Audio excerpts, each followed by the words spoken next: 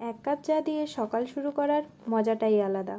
আমি চা নিয়ে চলে গেলাম আমার বলতে পারো একটা খুব পছন্দের জায়গা, সেটা হলো বাগান।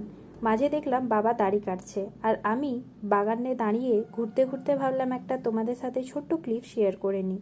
দেখো, এই যে এই ছোট ছোট গাছগুলো দেখছো, এগুলো সবই আমার বাবার লাগানো। আর প্রতিটা জিনিস অর্গ্যানিকভাবেই তৈরি করা, কারণ আমার বাবা মনে করে সার দেওয়া জিনিস নাকি স্বাস্থ্যের জন্যও ভালো না, আর নাকি তার কোনো স্বাদও থাকে না।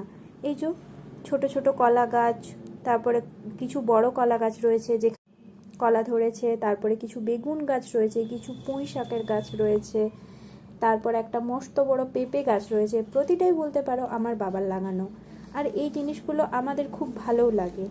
তাহলে চলো, আজকের মতো এখানেই শেষ করলাম। দেখা হচ্ছে কাল।